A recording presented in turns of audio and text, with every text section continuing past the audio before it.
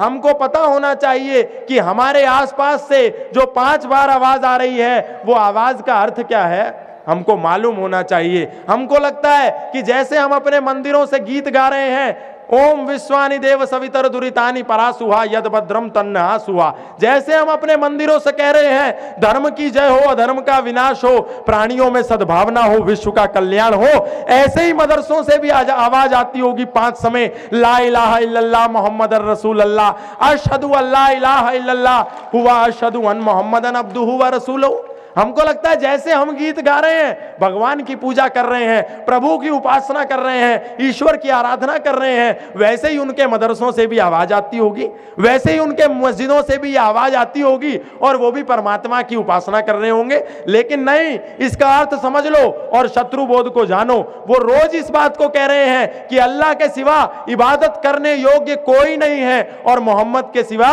और कोई रसूल नहीं है। आपको 5 बार ये बताया जा रहा है, लेकिन आपके मन में ये बात नहीं घुस रही। क्यों?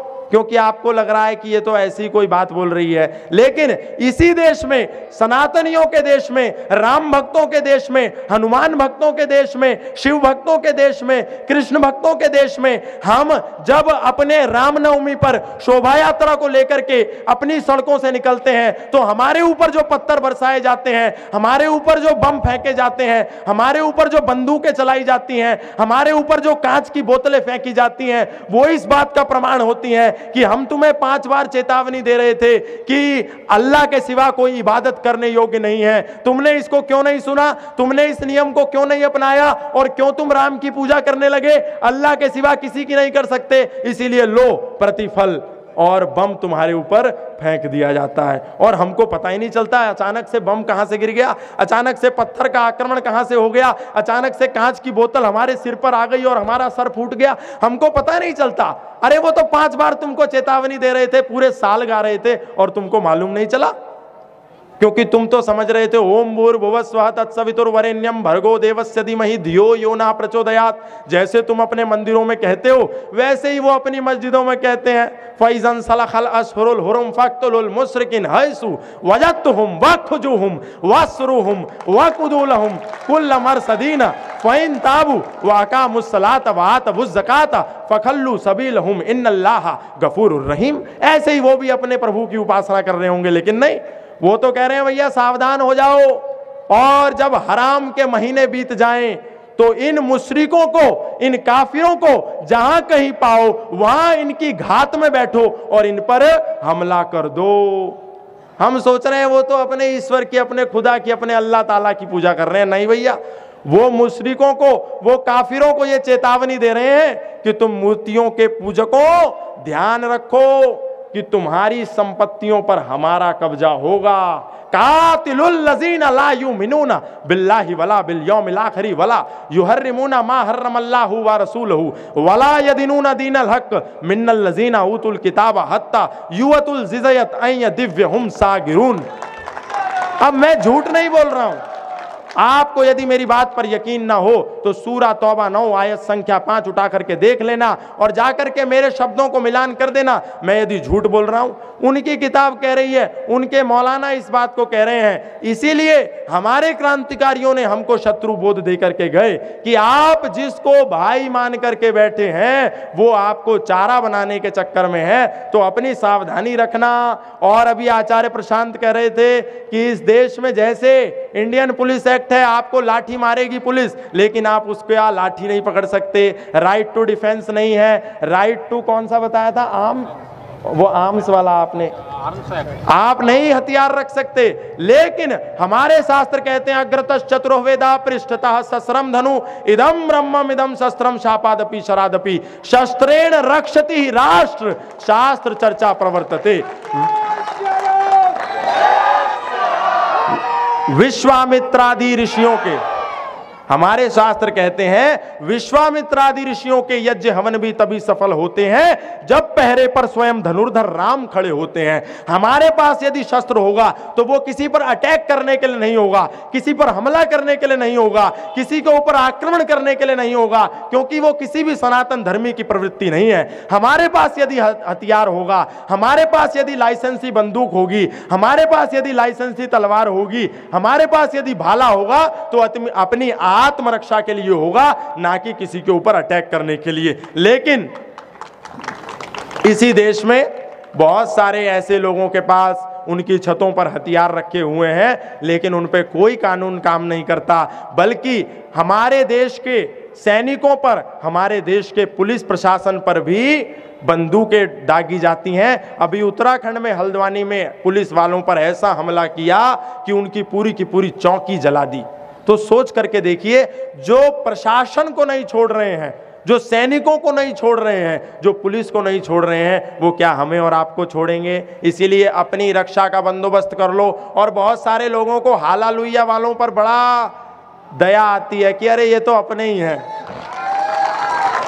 बहुत सारे हमारे भाई हैं जो कहते हैं चलिए कोई बात नहीं, एक कम्युनिटी तो हमारा विरोध करती है, पर ये हालालुइया करने वाले ये तो बड़े सॉफ्ट लोग हैं, इनसे तो मित्रता बना के रखो। लेकिन नहीं, इनसे भी सावधान होने की जरूरत है, क्योंकि फिर वही बात है, हमको ऐसा लगता है जैसे हम अच्छे, सर्वे भवन्तु सुखिनः सर्वे सन्तु निरामया सर्वे भद्राणि पश्यन्तु मा कश्चित् दुःख भाग् भवेत् संगच्छध्वं संवदध्वं संवो मनांसि जानताम देवा भागम यथा पूर्वे संजानानाम उपासते। सभी सुखी हो, सभी निरोगी, सब पर बरसे ईश्वर की कृपा। वैसे ही उनका हालेलुया, मेरा यीशु यीशु, मेरा यीशु यीशु, ऐसे गीत चलते होंगे।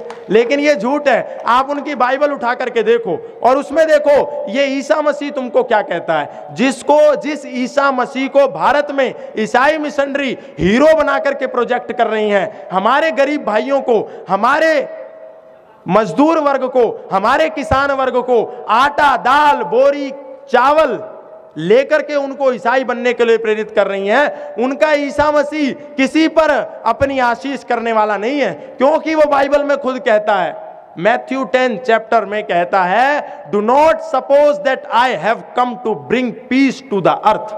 I did not come to bring peace but a sword. I have come to turn a man against his father, a daughter against her mother, a daughter-in-law against her mother-in-law.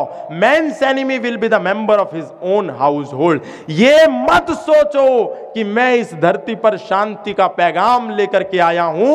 मैं तो इस धरती पर तलवार का आह्वान लेकर के आया हूं। मैं इस धरती पर एक बेटे को अपने बाप से, एक बेटी को अपनी मां से, एक बहू को अपनी सास से जुदा करने आया हूं, उनमें आग लगवाने आया हूं, ताकि आपके घरों में ही आपके दुश्मन हों। अब हम क्या सोचते हैं कि ईसा मसीह तो हम पे, सब पे कृपा करेगा। और प्रोफेट विजेंद्र पंजाब में खड़ा होकर के, कोई प्रोफेट बंगाल में खड़ा होकर के, कोई प्रोफेट तथाकथित आपके मध्य प्रदेश में खड़ा होकर के कहता है कि देखिए ईसा मसीह की कृपा, और माइक लगाता है एक लड़की के कि बेटा तेरी बहन बोलती थी कि नहीं बोलती थी? बोलता है नहीं बोलती थी। और उसके बाद बोलता है हालेलुया, और फिर दोबारा लगाता है, बोले अब बोलने लगी। ऐसे षड्यंत्र, ऐसे धर्मांतरण के कुचक्र प्रतिदिन 14,000 हमारे भाइयों को इस धर्मांतरण की चपेट में लपेटा जा रहा है, और हम अपने हाथ पे हाथ धरे बैठे हैं और बार बार ये गीत गा रहे हैं कि कुछ बात है कि हस्ती मिटती नहीं हमारी, सदियों रहा है दुश्मन दौरे जहां हमारा। अरे प्रतिदिन 14,000 आपके घरों में बैठे हुए, आपके पड़ोस में बैठे हुए, आपकी रिश्तेदारियों में बैठे हुए, आपके नगरों में बैठे हुए, आपके प्रदेश में बैठे हुए, आपके देश में बैठे हुए आप ही के भाई ईसाई हो रहे हैं प्रतिदिन, और हम कह रहे हैं कि हमारी हस्ती नहीं मिट रही। आज हमसे पाकिस्तान अलग हो गया, हमसे बांग्लादेश अलग हो गया, नेपाल एक स्वतंत्र हिंदू राष्ट्र था, वो अब सेकुलर राष्ट्र बन गया, हमसे म्यांमार अलग हो गया, और हम फिर भी गीत गा रहे हैं कि हस्ती मिटती नहीं हमारी। आज भगत सिंह के मानने वाले को, आज चंद्रशेखर और महर्षि दयानंद और वीर सावरकर के मानने वालों को उन लोगों के जनसंख्या विस्फोट ने 10 राज्यों में अल्पसंख्यक कर दिया, और फिर भी हम गीत गा रहे हैं कि हस्ती मिटती नहीं हमारी। अरे और क्या करवा के मानोगे? हम 10-12 राज्यों में अल्पसंख्यक हो गए, हमारे बहनों को दुराचार किया जा रहा है, हमारे नौजवानों को जिंदा काटा जा रहा है। अभी बदायूं में एक घटना हुई, छोटे छोटे बच्चों को, निर्दोष बच्चों को, जिनको कुछ पता भी नहीं था, जिनको धर्म का नहीं पता था, जिनको कुछ मालूम ही नहीं था इस्लाम और सनातन होता क्या है, उनकी गर्दनें काट दी गई, और हम फिर भी गीत गा रहे हैं कि हस्ती मिटती नहीं हमारी।